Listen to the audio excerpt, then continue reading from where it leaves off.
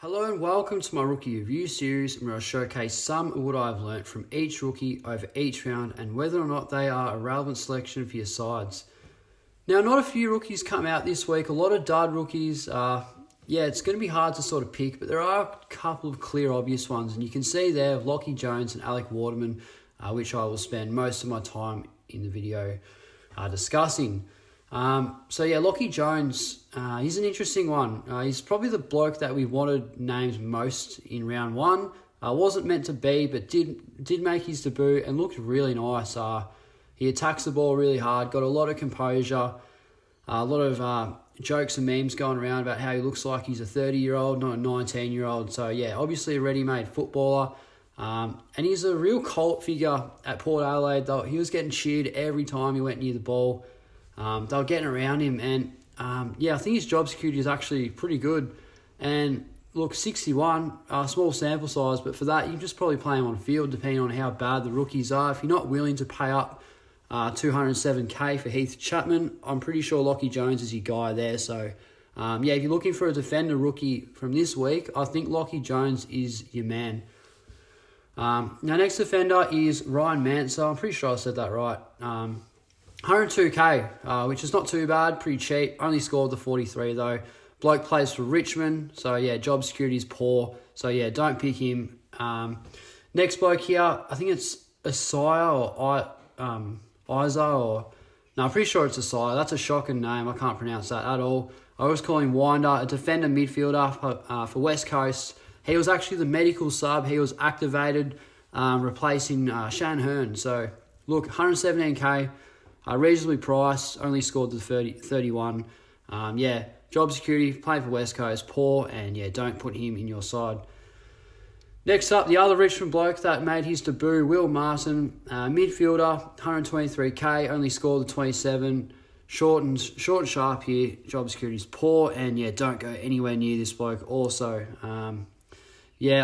All these blokes here, especially the three that I just named, are probably just about on the chopping block already. Don't pick these guys. There are better options. Now we've got Ruck Ford, Josh Treaky. Look, he was the talk of the town in terms of your loophole over the off-season. Turns out he's actually made his debut.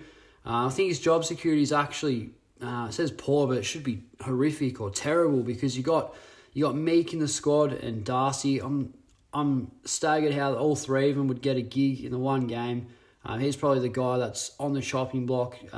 If you could trade him in for a loophole, but look, what we've learnt from this year is just let the loophole figure itself out. Don't trade him in. There are better options. 35 is a pretty ordinary score. You expect a little bit more from your ruckman when you look at Flynn. So, don't get him in your side. Onto the forward line now. We've got Beau Mccreery. Another difficult name. I couldn't say that last part right. Anyway, 117K, scored 56. I thought he was going to get a gig last week, but wasn't meant to be. Played this week, looked all right, kicked a goal. I think Collingwood still persist with him for now.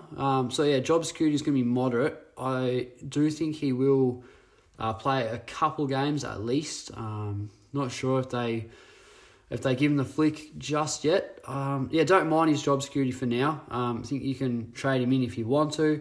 But Alec Waterman, a clear better option. I'll explain why in a second. So, avoid Mccreery for that matter.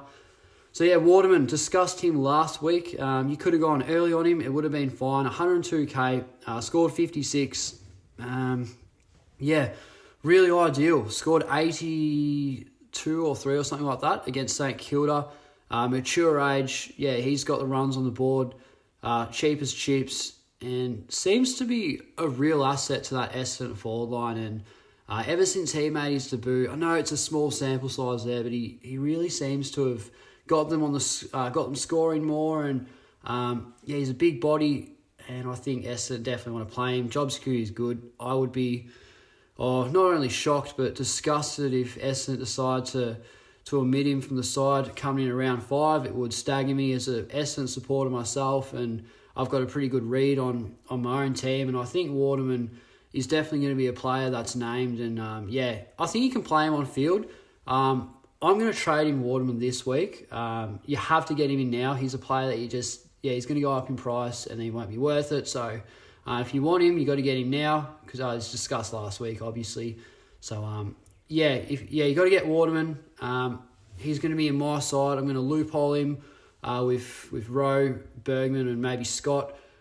See how I can get the best F6 forward cover.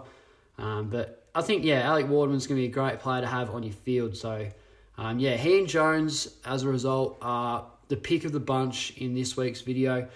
And then you got Connor Stone there. I thought I'd just chuck him in because he made his debut, 144k, 32. Yeah, he's on the chopping block. Probably won't be named this week, so don't go anywhere near him. A bit of a short and sweet upload here. Wasn't a whole lot to talk about, but I do love getting these videos out because it gives everyone a little bit of an insight of who played, who was named, and which picks are the clear obvious ones to trade into your side. So, for that, I hope you did enjoy the video. Go check out my round review. I uploaded that about an hour or so ago. Thanks for watching, guys, and I'll see you in the next video.